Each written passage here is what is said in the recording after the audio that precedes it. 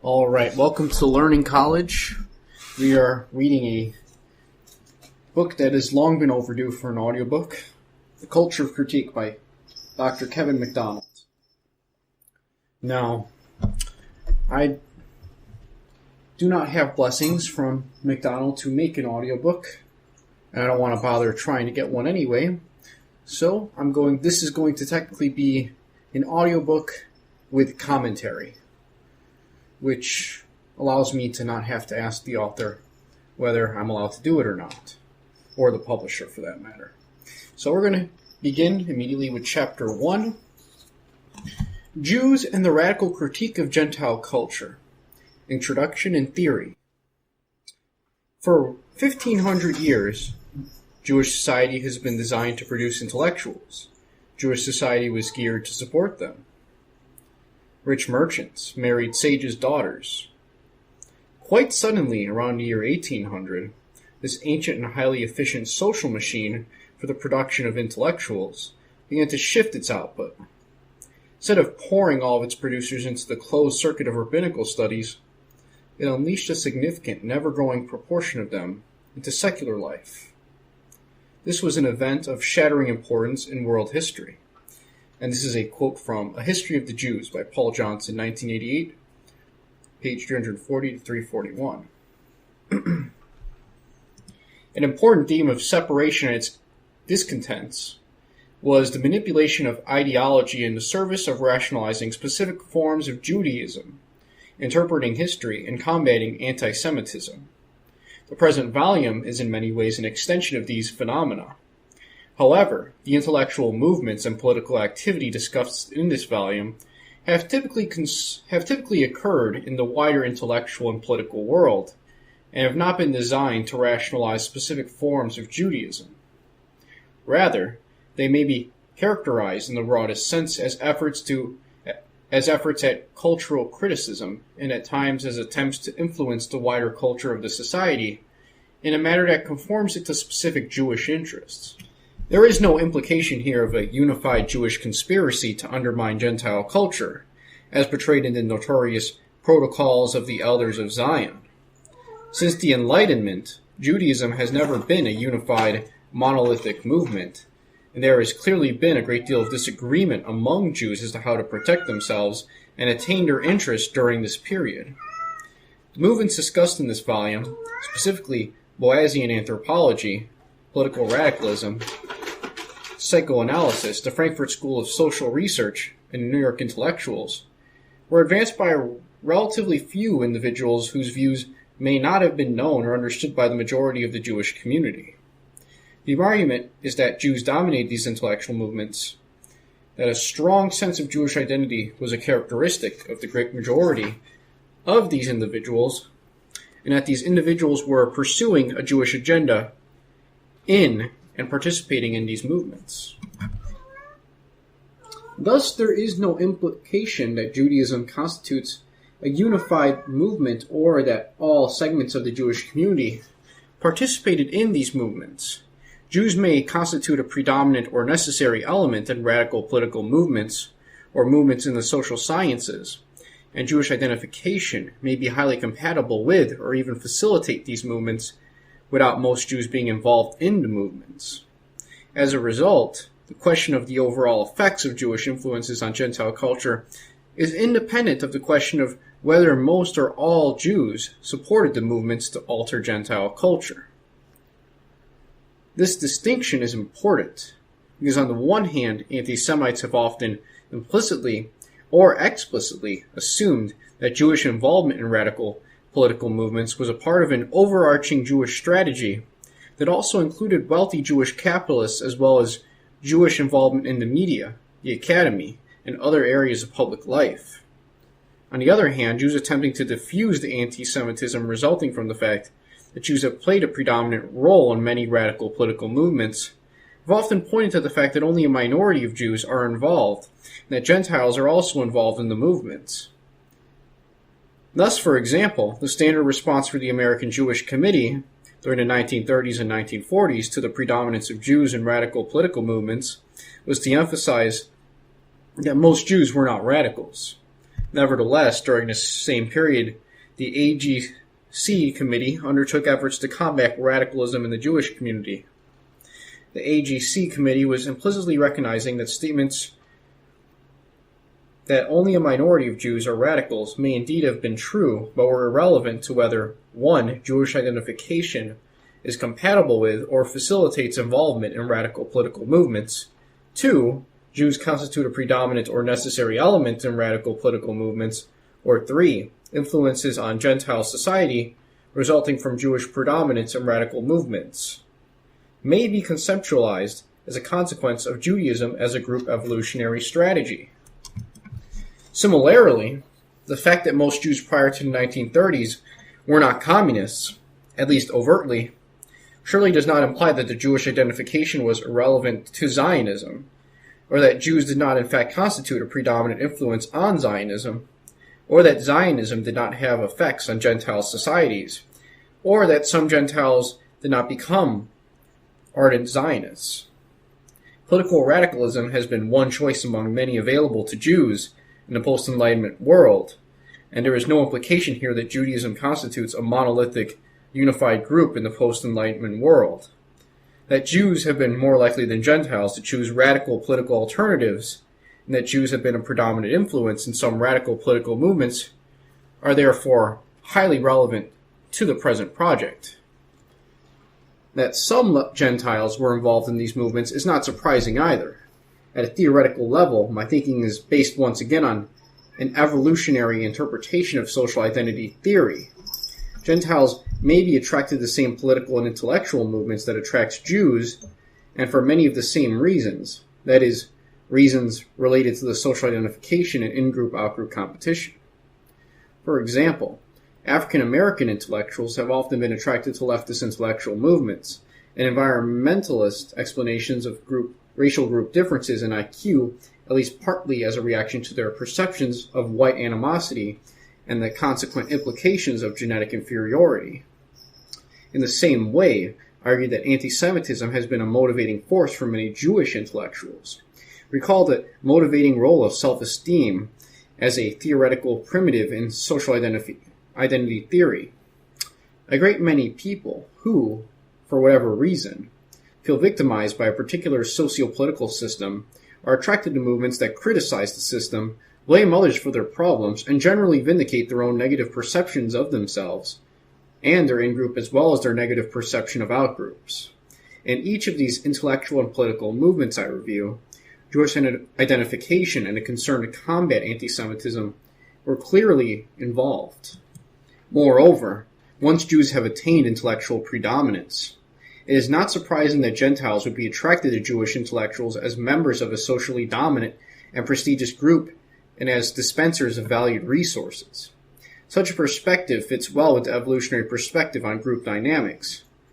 Gentiles, negotiating the intellectual status hierarchy, would be attracted to the characteristics of the most dominant members of the hierarchy, especially if they viewed the hierarchy as permeable.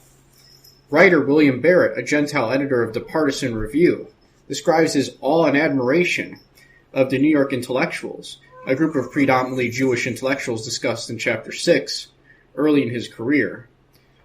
They were being invested, in my eyes, with a strange and mysterious glamour, which was a quote from Cooney, 1986, page 227. It says here, Partisan Review was a flagship journal of this very influential intellectual movement and had a decisive influence on success or failure in the literary world.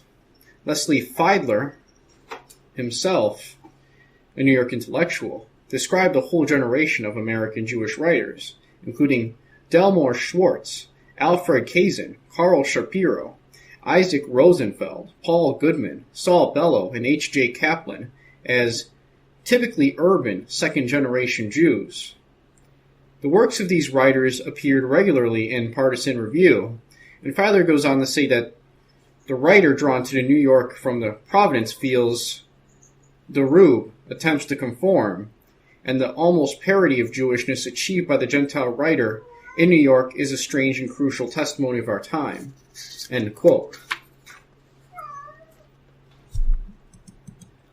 Almost one-half of Kadushin's sample of the elite post-World War II American intellectuals was Jewish. The sample was based on the most frequent contributors to leading intellectual journals, followed by interviews in which the intellectuals voted for another intellectual they considered most influential in their thinking. Almost 40% of the Jews in the sample received 6 or more votes as being most influential, compared to only 15% of non-Jews. It is therefore not surprising that Joseph Epstein finds that during the 1950s and early 1960s, being Jewish was honorific among intellectuals generally. Gentile intellectuals scoured their genealogies for Jewish ancestors.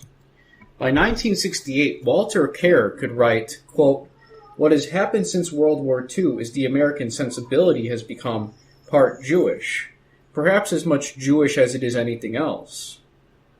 The literate American mind has come in some measure to think Jewishly. It has been taught to, and it was ready to. After the entertainers and novelists came, the Jewish critics, politicians, theologians, critics and politicians and theologians are by profession molders. They form ways of seeing," unquote. In my personal experience, this honorific status of Jewish intellectuals remains common among my colleagues and is apparent, for example, in Hollinger's recent work on the transformation of the ethno-religious demography of American academic life by Jews in the period from the 1930s to the 1960s. Finally, a major theme is that Gentiles have often been actively recruited to the movements discussed here and given highly visible roles within these movements in order to lessen the appearance that the movements are indeed Jewish-dominated or aimed only at narrow Jewish sectarian interests. From the standpoint of social identity theory, such a strategy aims at making Gentiles perceive the intellectual or political movements as permeable to non-Jews and as satisfying Gentile interests. As indicated in chapters 5 and 6, the rhetoric of universalism and the recruitment of Gentiles as advocates of Jewish interests have been recurrent themes in combating anti-Semitism in both the ancient and modern worlds. It is also important to keep in mind that the effectiveness and historical importance of Jewish involvement in the movements discussed in this volume were undoubtedly far out of proportion to the actual number of Jews involved. For example, even though in particular historical eras Jews may have been only a numerical minority within radical political or intellectual movements, they may as well have been a necessary condition for the effectiveness and historical importance of these movements. Jews who became radicals retained their high IQ, their ambitiousness, their persistence, their work ethic, and their ability to organize and participate in cohesive, highly committed groups. As Lindemann notes about Jewish Bolsheviks, quote, "Citing the absolute number of Jews, or their percentage of the whole, fails to recognize certain key, if intangible, factors. The assertiveness and often dazzling verbal skills of Jewish Bolsheviks, their energy, and their strengths of conviction." End quote. Jews tend to be far above average on these traits, and these traits have been central to Judaism as a group evolutionary strategy throughout history. Writing of American Jewish radicals, Soren notes particularly their hard work and dedication, their desire to make a mark on the world, and their desire to rise in the world, engage in personal promotion, and achieve public acclaim, all traits that lead to upward mobility in any walk of life. These activists, therefore, become a more powerful, effective force than similarly proletarianized groups of Gentiles. Quote, "A Jewish proletariat, conscious of its class interests and its cultural identity, grew, and with it grew activism and organization." Unquote. Soren, 1985. Soren accepts the claim that half of the revolutionaries in Russia in 1903 were Jews, and notes that Jewish labor militancy is calculated by number of strikes and lost work time was 3 times that of any other working class in Europe between 1895 and 1904. Within leftist circles, Jews were viewed as the vanguard of the movement. Once this critical mass of Jews had become radicalized, it is not surprising that there would be important repercussions. Throughout Europe and North America, in addition to being radicals, these Jews were a very talented, intelligent, and committed group of people. Similarly, Hollinger notes that Jews were more influential in the decline of a homogeneous Protestant Christian culture in the United States than Catholics because of their greater wealth, social standing, and technical skill in the intellectual arena. A major theme, therefore, is that the Jews who originated and dominated the movements considered in this volume were characterized by intelligence, persistence, and the ability to be part of cohesive, cooperative, and highly focused groups. These groups may therefore be conceptualized as secular versions of historical groups, not only because of the high levels of Jewish identity characteristics of group members, but also because these groups retain the essential characteristics of Judaism as a group evolutionary strategy. Because of these characteristics, these groups were extraordinarily effective in achieving their aims. Collectively, the case studies discussed here provide yet another indication that highly disciplined, cooperative groups are able to outcompete individualist strategies. Indeed, an important thread in the following chapters is that Jewish intellectuals have formed highly cohesive groups whose influence to a great extent derives from the solidarity and cohesiveness of the group. Intellectual ability is like any other human endeavor. Cohesive groups outcompete individualist strategies. The fundamental truth of this axiom has been central to the success of Judaism throughout its history, whether in business alliances and trading monopolies, or in the intellectual and political movements discussed here, especially in Chapter 5. Another major theme of this volume is that Jewish intellectuals have developed intellectual movements that have subjected the institutions of Gentile society to radical forms of criticism. The converse of this is that Gentile-dominated societies have often developed hegemonic ideologies intended to explain and rationalize the current institutions of society. This presumably has been the case for the major religions of the world, and more recently, ideologies such as communism, fascism, and liberal democracy appear to perform a similar function. Judaism, because of its position as a minority group strategy committed to its own worldview, has tended to adopt ideologies in which the institutions and ideologies of the surrounding society are viewed negatively. Such a result follows directly from social identity theory. Particularly striking are the negative views of Gentiles apparent in Jewish religious writings. The law of cleanness regards Gentiles and their lands as intrinsically unclean. Gentiles are typically likened to beasts capable of the worst debaucheries, as in the writings of Maimonides, where heathen women are suspected of whoredom and heathen men of bestiality. Jews conceptualize themselves as descendants of Jacob, represented in Genesis as smooth-skinned, delicate, and contemplative. Gentiles are represented by Esau, Jacob's twin brother, the opposite of Jacob, hirsute, coerce, and brutal. Whereas Esau lives as a hunter and a warrior, Jacob lives by intelligence and guile, and is the proper master of Esau, who has been commanded by God to serve Jacob. Lindenman shows that these stereotypes remain salient to Jews in contemporary times. Judaism may come to be viewed as subversive when Jews attempt to inculcate negative perceptions of Gentile culture among Gentiles. The association of Judaism with subversive ideologies has a long history.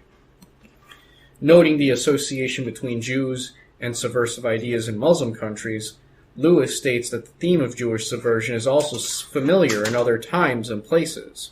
Johnson finds that beginning in the Middle Ages, converted Jews, especially those forced to convert, were a critical, questioning, disturbing element within the intelligentsia. Thus, the claim that they were intellectually subversive had an element of truth. The title of a recent book on Jewish art in the Middle Ages expressed in this theme well, Dreams of Subversion in Medieval Jewish Literature and Art, by Epstein in 1997. Epstein comments that, quote, one can sense the anger Jews of the Middle Ages must have felt when they called for the destruction of Christendom, unquote. In the ancient world through the Middle Ages, negative views of Gentile institutions were relatively confined to internal consumption within the Jewish community.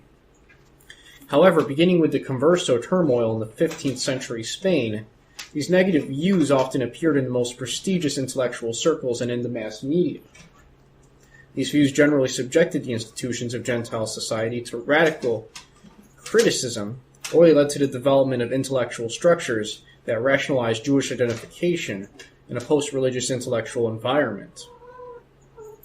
Farr shows that conversos in 15th and 16th century Spain were vastly overrepresented among the humanist thinkers who opposed the corporate nature of Spanish society centered around Christianity.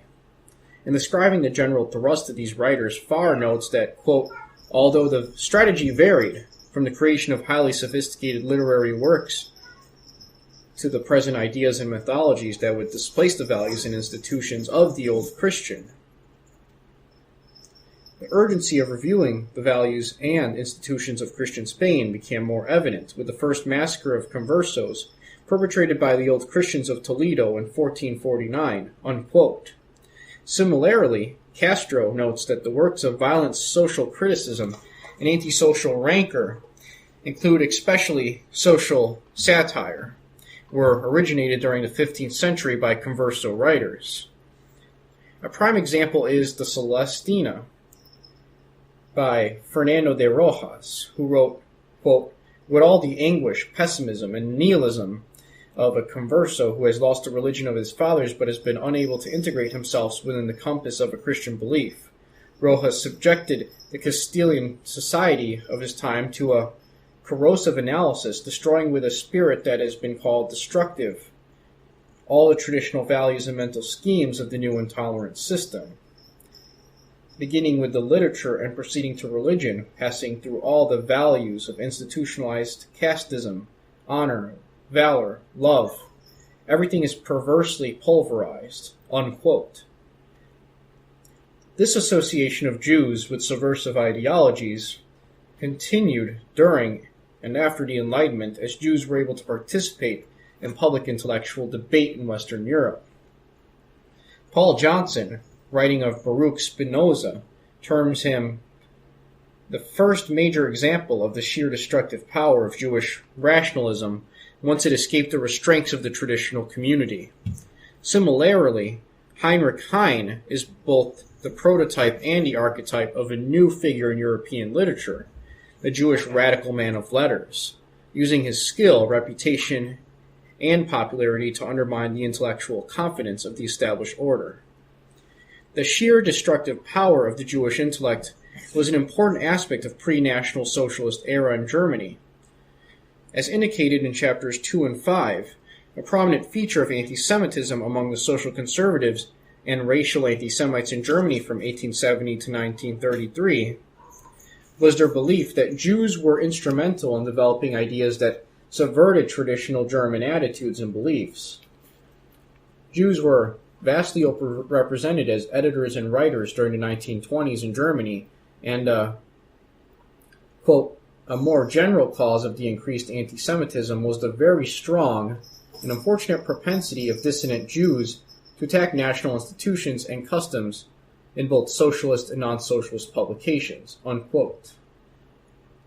This media violence directed at German culture by Jewish writers such as Kurt Tucholsky, who wore his subversive heart on his sleeve, was publicized widely by the anti-Semitic press.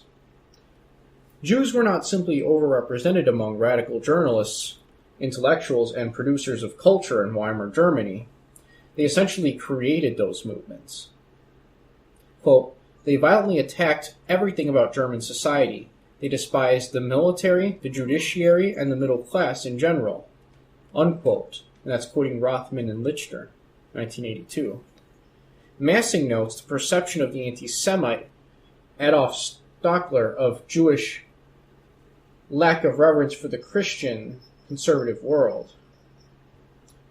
Anti-Semitism among university professors during the Weimar period was partially fueled by the perception that, quote, the Jew represented the critical or negative aspects of modern thought, the acids of analysis and skepticism that helped dissolve the moral certainties, patriotic commitment, and social cohesion of modern states, unquote. Reflecting this perception, National Socialist propaganda during the period claimed that Jews attempted to undermine the social cohesion of Gentile society, while remaining committed to a highly cohesive groups themselves.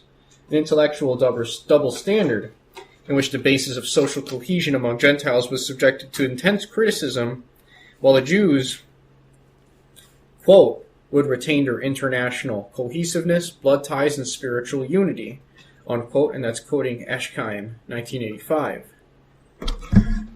Viewed from this perspective, an important goal of Jewish intellectual effort may be understood as attempting to undermine cohesive Gentile group strategies while continuing to engage in their own highly cohesive group strategy. This issue reemerges in the discussion of Jewish involvement in radical political movements and the Frankfurt School of Social Research in chapters 3 and 5. This phenomenon was not restricted to Germany. Gilson, in discussing his Jewish professors at the turn of the century in France, states, "The doctrines of these university professors were really quite different from one another.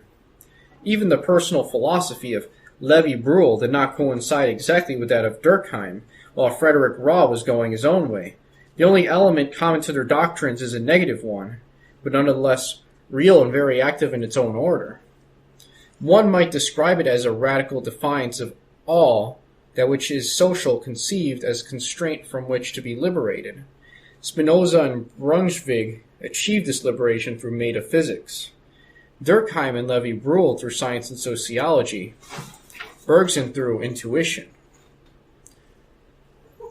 Jews have also been at the forefront of the adversarial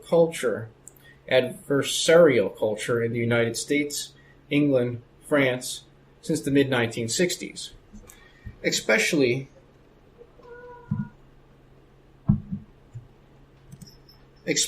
as defenders of the adversary culture in the media and the academic world.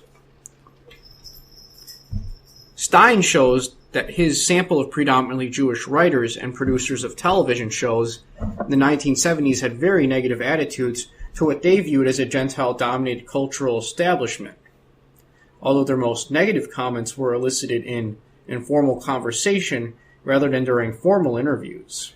Television portrayals of Gentile establishment figures in business and the military tend to be very negative. For example, quote, "The writers clearly thought of military men as clean-shaven, blonde, and of completely WASP background. In the minds of a few people I interviewed, these blonde officers were always a hair's breadth away from becoming National Socialists. They were thought of as a part of an Aryan ruling class that actually or potentially repressed those of different ethnic backgrounds," unquote. Indeed, Glazer and Moynihan credit emergence of the adversary culture in the United States as a triumph of the New York Jewish cultural political perspective. Jewish writers and visual artists were disproportionately involved in attempts to portray American society as sick. A common technique of cultural subversion involves, quote, involves an attack upon genuine inequalities or irrationalities. Since all societies abound in both, there is never an absence of targets. However, the attack is generally not directed at the particular inequity or irrationality per se. Rather, such inequalities or irrationalities are used as a means for achieving a larger purpose, the general weakening of the social order itself, unquote. In this volume, I will concentrate on Jewish involvement in movements opposed to evolutionary, biological, and genetic findings in the social sciences. Radical political ideology, psychoanalysis, the Frankfurt School of Social Research, and the New York intellectuals. These movements are not specifically Jewish in the sense that they are not intended to rationalize specific aspects of Judaism, such as cultural and genetic separatism. A major point will be that Jews were vastly overrepresented in these movements, that a strong sense of Jewish identity characterized the great majority of these individuals, and that all involved alienation from and rejection of Gentile culture. The discussion therefore reflects Sorkin's description of 19th century German Jewish intellectuals as constituting an invisible community of acculturating German Jews who perpetrated distinct cultural forms within the majority culture. The Jewish cultural contribution to the wider Gentile culture was therefore accomplished from a highly particularistic perspective in which Jewish group identity continued to be paramount importance despite its invisibility.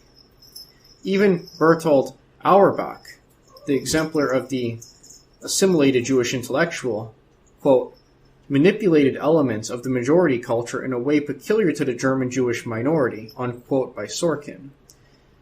Auerbach became a model for secular Jewish intellectuals of the assimilated Jew who did not renounce his Judaism, but for the most part, these secular Jewish intellectuals socialized exclusively with other secular Jews and viewed their contribution to the German culture as a secular form of Judaism, thus the invisible community of strongly identified Jewish intellectuals.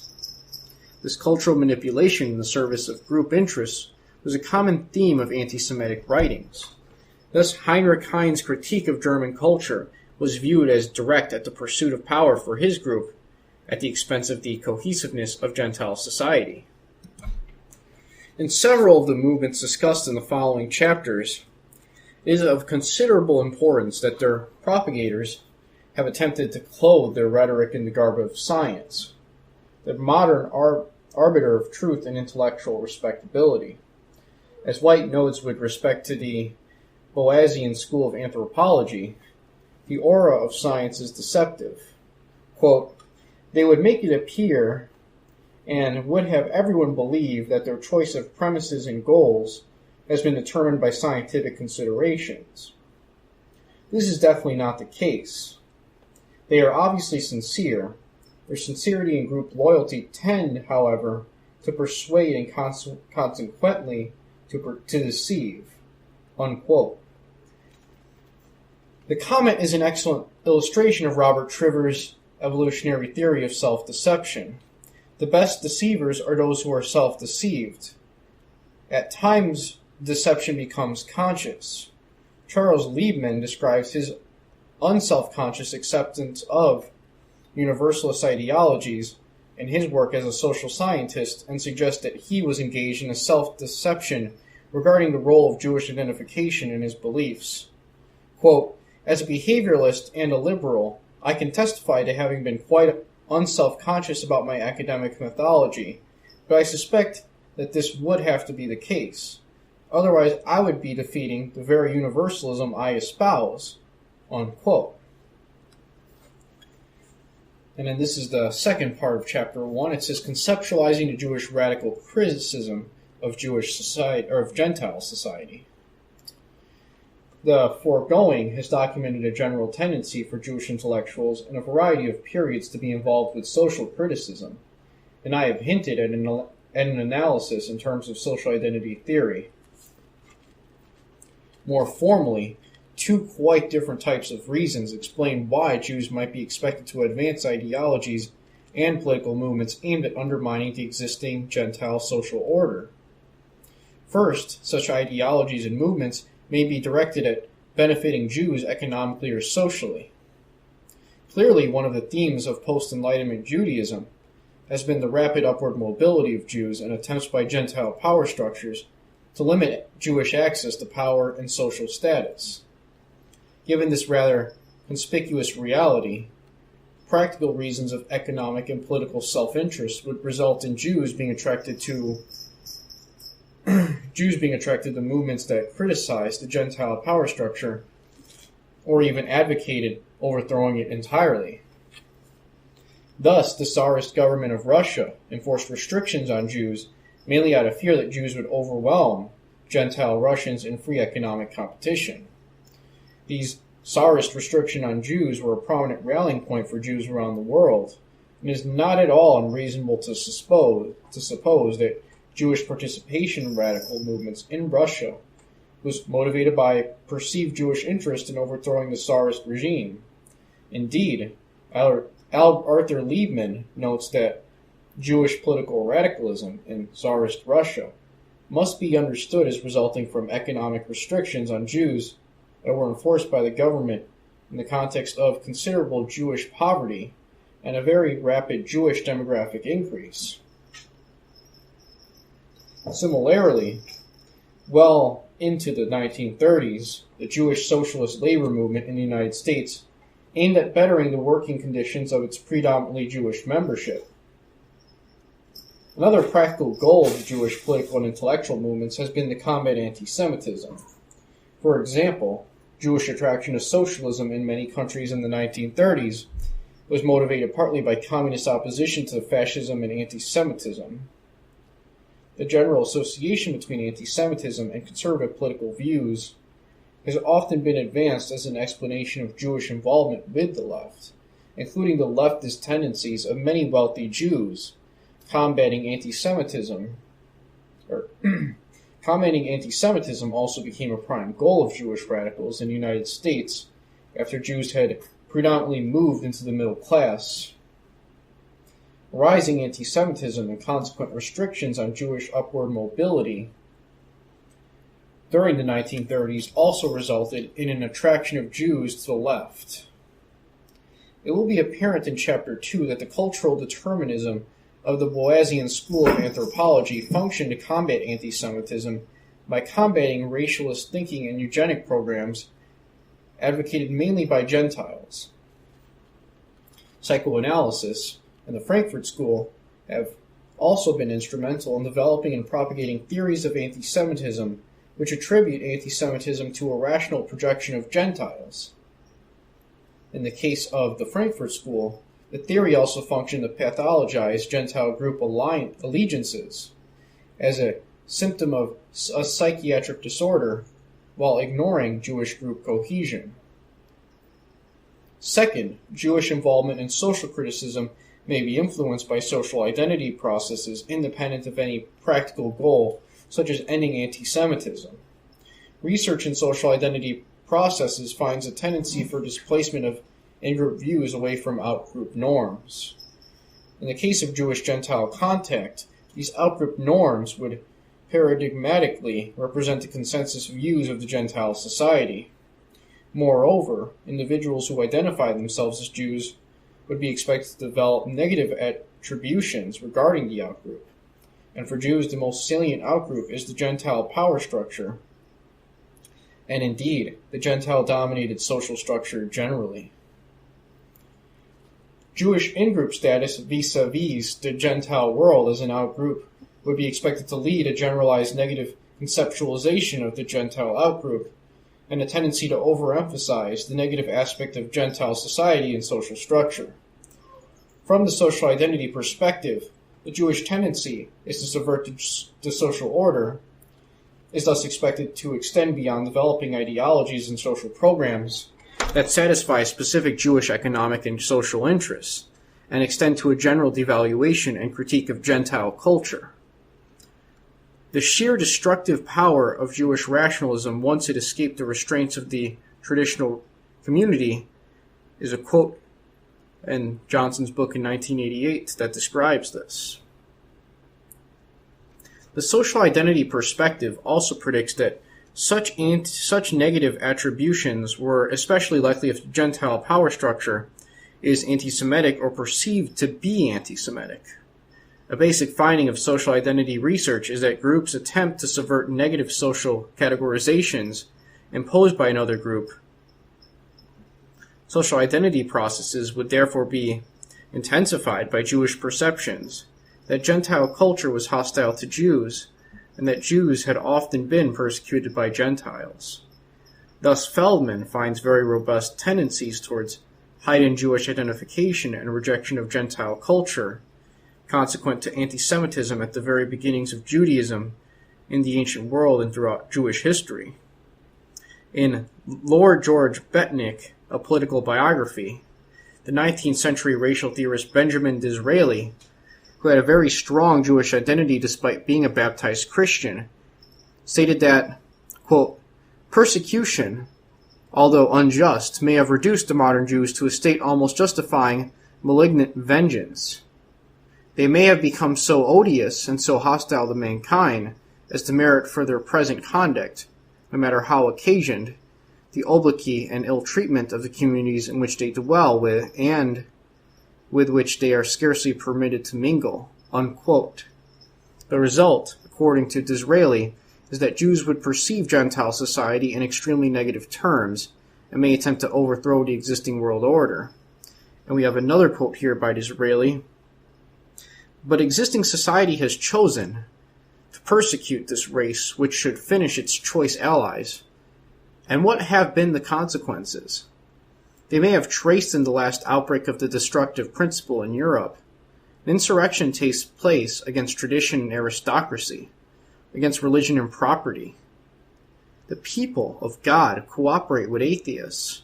The most skillful accumulators of property ally themselves with communists. The peculiar and chosen race touch the hand of all the scum and low castes of Europe.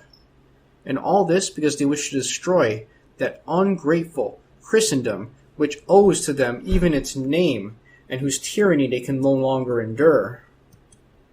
Indeed, Theodor Herzl espoused socialism in the 1890s as a Jewish response to continuing anti-Semitism, not because of its political goal of economic leveling, but because it would destroy the anti-Semitic Gentile power structure. Quote, "From outcasts of society, they Jews will become enemies of society. Ah, they are not protected in their civic honor. They are permitted to be insulted, scorned, and on occasion also a bit plundered and maimed. What prevents them from going over to the side of anarchy?" Unquote. Jews no longer, quote, "have a stake in the state. They will join the revolutionary parties, supplying or sharpening their weapons. They want to turn the Jews over to the mob. Good. They themselves will go over to the people. Beware, they are at their limit. Do not go too far." Cited in Kohnberg's book in 1993. Similarly, Sammons describes the basis of the mutual attraction between Heinrich Heine and Karl Marx by noting that they were not reformers, but haters, and this was very likely their most fundamental bond with one another. The suggestion, consistent with social identity theory, is that a fundamental motivation of Jewish intellectuals involved in social criticism has simply been hatred of Gentile-dominated power structure perceived as anti-Semitic.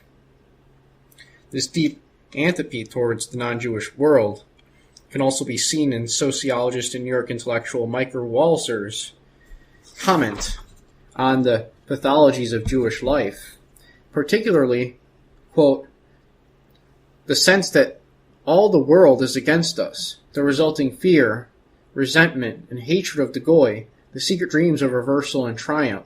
Such secret dreams of reversal and triumph," unquote, are a theme of the treatment of Jewish radicals in Chapter 3, and Freud in the psychoanalytic movement discussed in Chapter 4. Indeed, intense hatred of perceived enemies appear to be an important psychological characteristic of Jews. It is remarkable that Schatz finds that while all Polish communists in the interwar period hated their enemies, Jewish communists had a more perceived enemies and hated them more intensely. As described more fully in Chapter 3, these communist groups were actually highly cohesive in-groups, entirely analogous to traditional Jewish groups in their structure and psychological orientation. The proposal that Jewish communists had more intensely negative feelings towards their enemies is highly compatible with the materials in Chapter 8 and Chapter 1, indicating that Jews may be viewed as having hypertrophied social identity systems and an exaggerated proneness towards collectivist social structures. The greater intensity of Jewish hatred towards outgroups and perceived enemies may be simply an effective manifestation of these tendencies. Indeed, in Chapter 7, I reviewed evidence indicating that Jews were highly compartmentalized in their emotional lives, prone to alterations between positive and social interactions, and intense interpersonal hostility. Such identity theory also predicts that Jewish intellectual activity will be directed at developing ideologies that affirm their own social identity in the face of the social categories developed by anti-Semites. Historically, this has been a common theme in Jewish religious apologia, but it also occurs among Jewish secular writers. Castro describes attempts by new Christian intellectuals to defend the Hebrew lineage from anti-Semitic slurs during the period of the Inquisition. The converso Bishop of Burgos stated, quote, "Do you not think you can insult me by calling my forefathers Jews? They are, to be sure, and I am glad it is so, for if great age is nobility, who can go back so far?" Unquote. The Jew, descended from the Maccabees and the Levites, is noble by birth. Castro also notes that a theme of the new Christian literature of the period was that of esteem for a socially inferior man marginally situated in society. The category in which Jews see themselves is regarded in a positive light. Interestingly, the converso humanist ideology stressed individual merit in opposition to the corporate nature of Gentile Christian society. Reflecting the salience of Jewish-Gentile group conflict during the period, old Christians viewed the intellectual merit as deriving from religious affiliation, rather than from individual effort. Quote, "In the 16th century, the scale of values became ever more unbalanced, resulting in the concept that it was more important to establish who the person was, rather than evaluate his capacity for work or thought." Unquote. The ideology of individual merit as the basis of value promoted by the conversal intellectuals may thus be seen as an instance of combating categories of social identity in which one is devalued. The other side of the coin is that Jews have often reacted quite negatively to Jewish writers who portray Jewish characters as having negative or disapproved traits. For example, Philip Roth has been extensively criticized by Jews and Jewish organizations for portraying such characters, or at least for portraying such characters in America, where his work could be read by anti-Semites. While his ostensible reason for this concern was the possibility that such portrayals might lead to anti-Semitism, Roth suggests also that, quote, "What is really objected to, what is immediately painful, is its direct effect upon certain Jews. You have a lot of people's feelings. You have hurt a lot of people's feelings because you have revealed something they are ashamed of." Unquote. The implication of Roth's critics is that the in-group should be portrayed in positive terms, and indeed, the most common type of Jewish literary activity has portrayed Jews as having positive traits. The quote also reflects the discussion of Jewish self-deception. The shame resulting from awareness of actual Jewish behavior is only half conscious, and any challenge to this self-deception results in a great deal of psychological conflict. The importance of social identity processes in Jewish intellectual activity was recognized some time ago by Thorstein Veblen. Veblen described the preeminence of Jewish scholars and scientists in Europe and noted their tendency to be iconoclasts. He noted that the Enlightenment had destroyed the ability of Jewish intellectuals to find comfort in the identity provided by religion, but they do not therefore simply accept uncritically the intellectual structures of Gentile society. By engaging in iconoclasm, Veblen suggests Jews are in fact subjecting to criticism the basic social categorization system of the Gentile world, a categorization system with which the Gentile, but not the Jew, is uncomfortable. The Jew is not, quote, invested with the Gentile's peculiar heritage of conventional preconceptions, which have stood over, by inertia of habit, out of the Gentile past, which go, on the one hand, to make the safe and sane Gentile conservative, and complacent, and which conduce also, on the other hand, to blur the safe and sane Gentile's intellectual vision, and to leave him intellectually sessile. Quote in Veblen's book in 1934. Indeed, Jewish social scientists have at least sometimes been aware of these linkages. Peter Gay quotes the following from a 1926 letter written by Sigmund Freud, whose antipathy to Western culture is described in Chapter 4. Quote, Because I was a Jew, I found myself free from many of the prejudices which limited others in the employment of their intellects. And as a Jew, I was prepared to go into opposition and to do without the agreement of the compact majority. In a later letter, Freud stated that to accept psychoanalysis called for a certain measure of readiness to accept a situation of solitary opposition, a situation which nobody's more familiar with than a Jew, unquote. There is a sense of alienation vis-a-vis the surrounding society. The Jewish intellectual, in the words of New York intellectual and political radical Irving Howe, tends, quote, to feel at some distance from society, to assume almost as a birthright a critical stance towards received dogma, to recognize oneself as not quite at home in the world, unquote.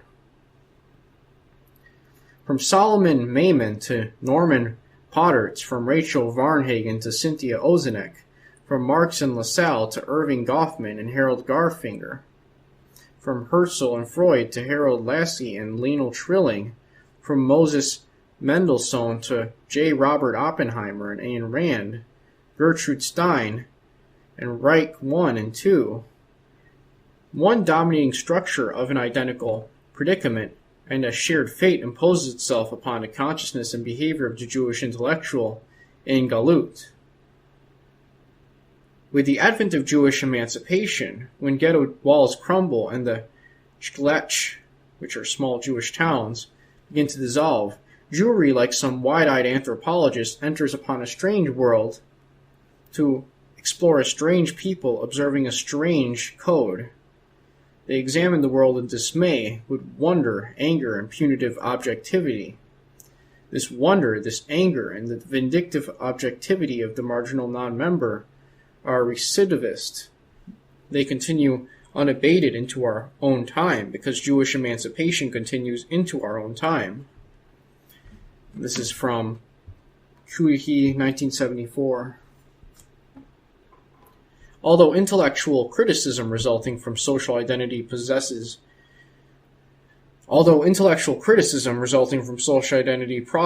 need not be functional in attaining any concrete goal of Judaism, this body of theory is highly compatible with supposing that Jewish intellectual activity may be directed at influencing social categorization processes in a manner that benefits Jews. Evidence will be provided in later chapters that Jewish intellectual movements have advocated universalist ideologies for the entire society, in which the Jew-Gentile social category is reduced in salience and is of no theoretical importance.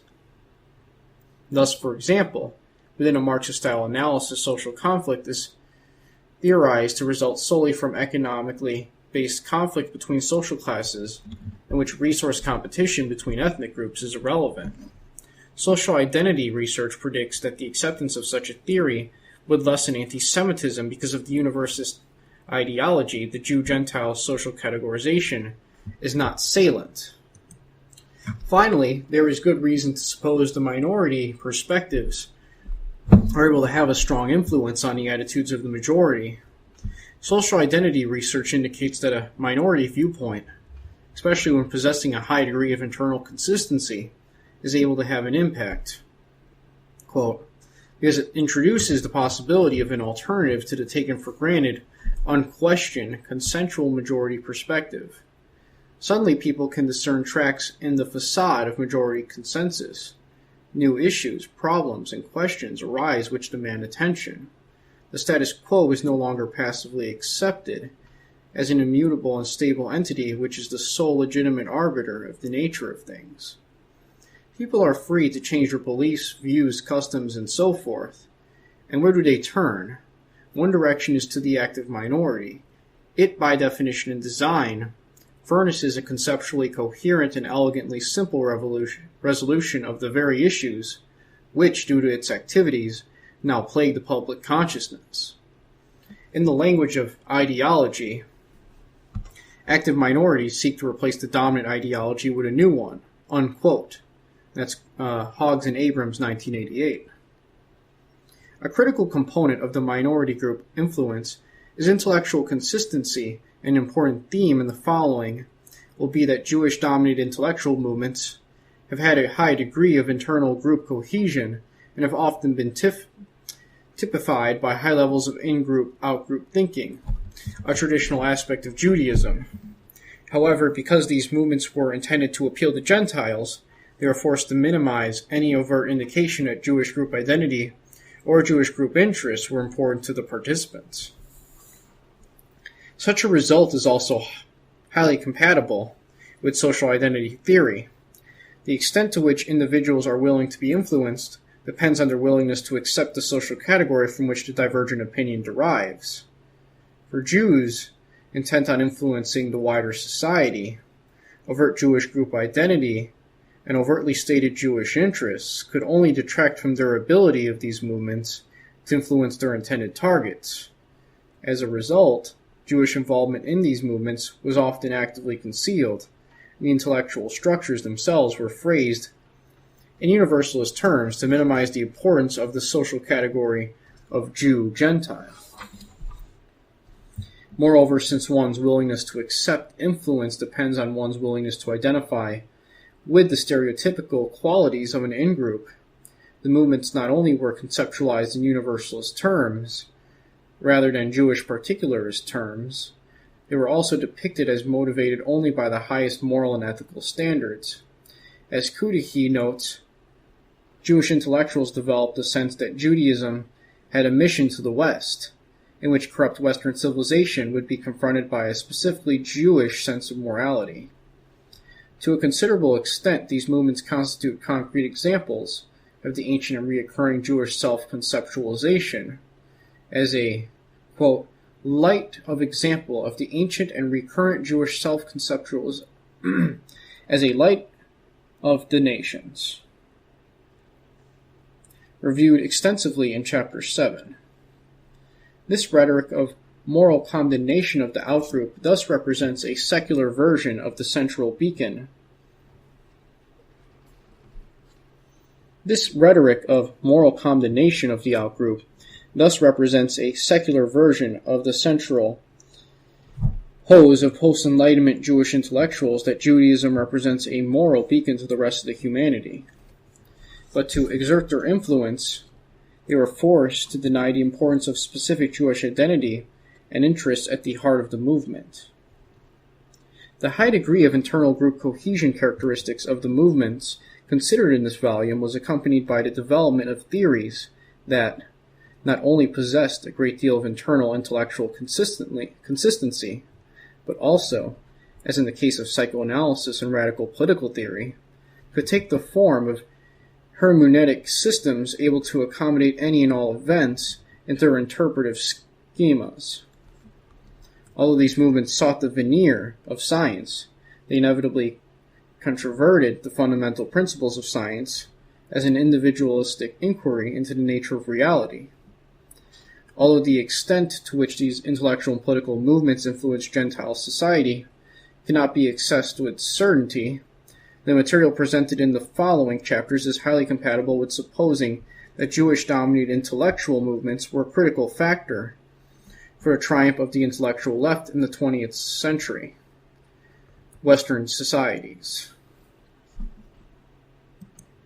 No evolutionist should be surprised at the implicit theory in all this, namely that intellectual activities of all types may be at bottom involve ethnic warfare, any more than one should be surprised at the fact that political and religious ideologies typically reflect the interests of those holding them. The truly doubtful proposition for an evolutionist is whether real social science, as a disinterested attempt to understand human behavior, is at all possible. This does not imply that all strongly identified Jewish social scientists participated in the movements discussed in the following chapters. It implies only that Jewish identification and perceived Jewish interests were a powerful motivating force among those who led these movements and among many of their followers. The scientist activists had very strong Jewish identities.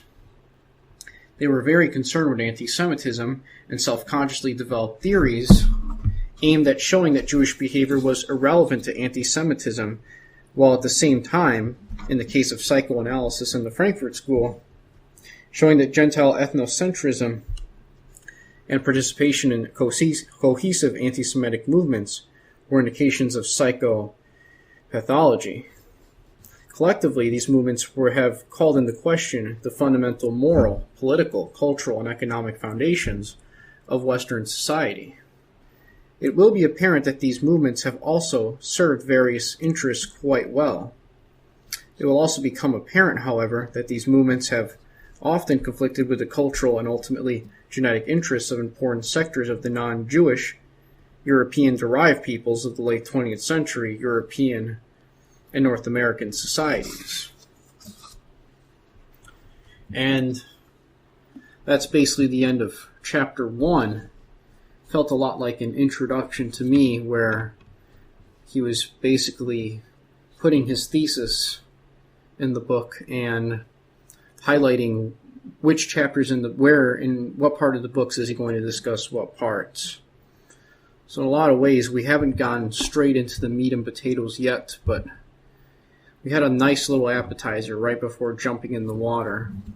And you can tell that Dr. MacDonald is really trying his best to cover his tracks and really try to make it clear that he's not some sort of, I guess, conventional anti-Semite, and that he's just observing patterns and telling it how it is. I don't think this has really helped him much, but I suppose if he wanted to get this book published by the publication that he did, he had to do some of this stuff. Regardless, though, the information in this book is, it's some of the most detailed research you're going to find on this topic compared to almost anything else. And it's just as good as anything else that talks about Jewish intellectual movements. So you may not like how he perhaps defended himself a little bit too much in chapter 1, but I'll give him the benefit of the doubt and assume that he's just doing what he's got to do in terms of covering his ass in the intellectual world, in academia, which is, as MacDonald is going to go into more detail, completely ran by Jews of the worst kind. So yeah, this is going to be the end for the first audio recording here, and I hope to get chapter 2 available for all of you very soon here. So, you guys enjoy.